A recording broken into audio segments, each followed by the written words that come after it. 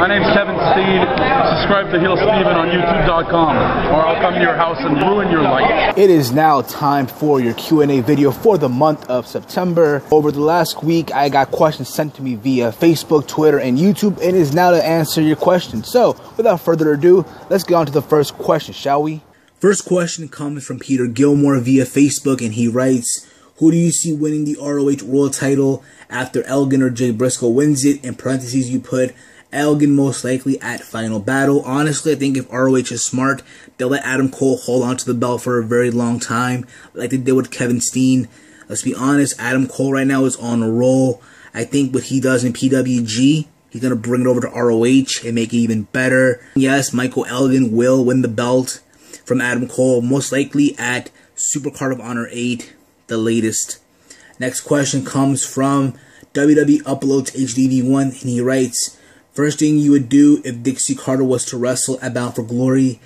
I would get up from my seat, go to the bathroom, or make a phone call, and come back when her match ends. I'm not going to waste my time watching her wrestle at TNA's biggest show of the year. I think that would be a bad move by TNA, bad booking, but anything can happen, honestly. In my opinion, if she can't even cut a promo, what makes you think she can cut a match? Just saying. Next question comes from Wrestling Talker UK via Twitter. If you want to follow him on Twitter, follow him at JMulinF. His question is, do you think Adam Cole will be in WWE anytime soon? Yes, eventually he'll make the move over there. To my understanding, he just signed a contract with Ring of Honor. I think it's a 2-year deal or 3-year deal. So once that contract ends, eventually he will head over there and be a big star, but he is already now. He's only 24 years old. He has a whole career ahead of him. I think any company will be lucky to have him. Next question comes from Killer a Demon 669. And all these questions now are from YouTube. He writes, what would your ultimate goal be? Right now, save some money, pay my bills, finish college. I also want to get into culinary school. Yeah, I also love to cook, for those of you who don't know. You know, get a radio gig as well, open a restaurant one day. Who knows? Next question comes from Jim0202Z. He has 5 questions, actually. His first one is, would you ever consider doing vlogs? If you mean like travel or go out, yes, eventually I'll be doing some in October. I'll be heading to the Eastern State Penitentiary with my cousin and 2 of his friends. We're going to go to Philadelphia, visit this haunted prison, so expect a day-in-life vlog over there. And also in December, I'm headed towards Ring of Honor's Final Battle with myself, Not Legit Wrestling, and my friend Eric. So expect also a vlog on that day as well. And if anything, shit that annoy me will be coming back real soon on this channel, so be on the lookout for that as well. Your second question was, Eddie Guerrero better in WCW or WWE in your opinion? I think in WWE he was better. If you think about it, in WCW he was a good wrestler, yes, but he was only limited to a certain amount. You know, he really didn't go all the way in WCW due to politics and bullshit. But in WWE, he won the WWE title. He got the WrestleMania moment at WrestleMania with Kurt Angle. He got good matches with John Cena, with obviously Kurt Angle, with Rey Mysterio, with Jericho, Chris Benoit, and the list goes on in WWE. Your third question is, would you ever want to travel to another planet if you could? Yeah, I would love to one day. You never know. Life is very short. Who knows, maybe one day I'll get on a spaceship and travel to, you know, Pluto or Mars or Saturn or Jupiter. You never know. Your fourth question, will fans of pro wrestling ever quit watching it? It depends, because most people either A, they get old, you know, and they stop watching the product, or B, they'll take a break from it and they'll come back to it eventually. It's a pattern. I know friends personally who used to watch wrestling constantly and they just got old and they got bored of watching it. Then they always come back for WrestleMania. Like my friends, for example, you know, they only come back for WrestleMania. They always come over to my house. They pay $10 at the door, and we watch WrestleMania at my living room. But now that I travel to WrestleMania, it's kind of hard for them now. They go to bars, which to me is kind of stupid, but hey, it is what it is. Your final question is your favorite book. Honestly, I don't really have a favorite book in the sense that I don't like to read that much. But if anything, I read this book in college called La Bodega, where it was about this dude who was going through the struggle in Spanish Harlem. He had a friend who was under the influence of a lot of things, and he tried to get influenced by his friend, and he had to go through all the bullshit. But yeah. Next 3 questions come from WWE uploads HTV1 via YouTube now. His first question, will you do another Heel in the Kitchen episode? Yes, I will do one eventually. Be on the lookout for that. I'm thinking of a dish to do right now. I'm not really sure which one I'll do, but eventually you'll see a video of it, so be ready for that. Your second question, have you listened to Action Bronson Strictly for My Jeeps? And if so, did you like it? It was a good song. I'm not saying it was one of his best songs, but it was a good song. The video was funny, but I think his other songs were better. Like, this song was a good song, but it's not like, if I hear this, I'm going to stick to listen to the song. Eventually, I'm going to skip over this song and listen to something else. But yeah. Your final question, where would you think the Vince death storyline would have gone if Benoit had not died? We as fans were not stupid. I think we would have found out that he really wasn't dead. I think the internet would have posted a status saying, breaking news, you know, there's a storyline. Vince is not really dead. Eventually he'll come back sometime next year, something like that. I think that would have happened. Next couple questions here from Mr. Paul JB44. Go check him out if you're into DVD unboxings and other cool stuff like that. His first question is, who are your fave 5 WWE TNA wrestlers?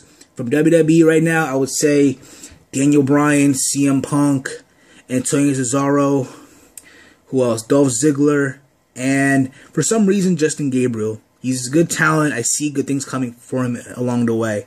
From TNA, AJ Styles, Austin Aries, Christopher Daniels, Samoa Joe, and Kurt Angle. Your next question, who on NXT would you want to see called to the main roster? A lot of people in that roster. You know, got Sami Zayn, Cassius Ohno, Xavier Woods, Conor O'Brien, Corey Graves, Paige obviously being one, Emma. That's probably people I can think of right now as we speak. And your final question, would you like to see Ohno and Sami Zayn get called up as a tag team? Honestly, not really. If it's up to me, I would have Ohno come over as either a Paul Heyman guy or have him reform the Kings of Wrestling with Cesaro. As far as Sami Zayn, give him back the El Generico gimmick. Let's be honest, the WWE can make so much money off of that. Imagine how much money they'll sell off the mask. Imagine every Saturday morning on the CW channel, there'll be a cartoon show off El Generico. Kids will go crazy for that. Next couple questions here from Mr. David Rivera, aka Fort Minor Project. His first question, what wrestler from any company who has never been world champion do you think should have been champion in WWE? Roddy Piper, Mr. Perfect, Owen Hart, Davey Boy Smith, Brian Pillman, Rick DeMaro, Martel, Ravishing Rick Rude, Superfly Jimmy Snuka. In TNA, the only person I can think of right now is Christopher Daniels. But yeah, your second question, when do you think the Daniel Bryan, Randy Orton storyline should end? If everything, I think by Survivor Series, I hope by then. Now, I got a feeling that it would probably end by WrestleMania, but I doubt it because I don't think they want to go all the way that far. But you never know with the WWE. Your third question is, thoughts on one of my favorite wrestlers, Christian, overall. Do you think he can ever be a world champion in WWE or the WWE champ? I think he's a good performer. I think he's a veteran. I think he's earned his stripes, if you get what I mean. But as far as him being the world champion, I mean, honestly, he was a world champion already. In 2011, he beat Del Rio in that ladder match. And then he lost the belt to Orton the next day. And then they had a match at Over the Limit where the stipulation was if Orton got disqualified, he'd lose the belt. I remember Christian spit on Orton's face, which caused Orton to low blow him and caused the DQ. And they went to SummerSlam and the pay-per-view after that, and that's where Orton got the belt back. Your final question here, who do you think deserves a gimmick change in the WWE and TNA or ROH? I think in WWE, Brodus Clay, give him back his monster gimmick. Sweet Tea, give him back the Tensai gimmick. And yeah, that's probably all two I can think of. Oh, Jinder Mahal and Drew McIntyre. They got to go back to their old ways. In TNA, Eric Young, give him back his World Elite look. Make him more serious again. Joseph Park, I think we all want to see Abyss come back eventually. Yeah. So that's pretty much. Oh yeah, and bring back Samoa Joe from like 2005 almost. The final three questions here from Gavinotts. His first question, if TNA got rid of the WWE guys, which I hope they do, which ROH stars do you think should come over and take their place and why? Let's see here. Michael Elgin, Kevin Steen, Davey Richards, Eddie Edwards, ACH, who I think would spice up the X Division a lot. Red Dragon, Adam Cole, like I said. Who else? Mike Bennett. I think all these guys can go over there and bring some spice to that company and rejuvenate it, to say the least. Everyone keeps saying TNA needs to improve, etc. But you being an ROH fan, is there anything ROH needs to improve on? I think if anything, they need to really get a pay-per-view provider, because their iPay-per-view, sometimes the stream lags and it annoys a lot of fans. I think Dave Meltzer said it best on The Observer. ROH is too big to do small, and they're too small to be big. I think eventually they'll get a pay-per-view provider that will provide their pay-per-views every month. Hopefully do what TNA did back in 2002. You know, every week charge $10 on a pay-per-view provider. Something like that, I think, could work for them. Final question. What did you think of Triple H's documentary, That Kingdom Come? I thought it was a good documentary. I recommend people to go out there and watch it. It comes to show you that Triple H is like everyone else. He had to bust his ass to get where he's at today. And yeah, I thought it was good overall. Alright guys, pretty much wraps up Q&A for September. I'll be doing another one in October. So be on the lookout for the announcement. And that's when you drop your questions.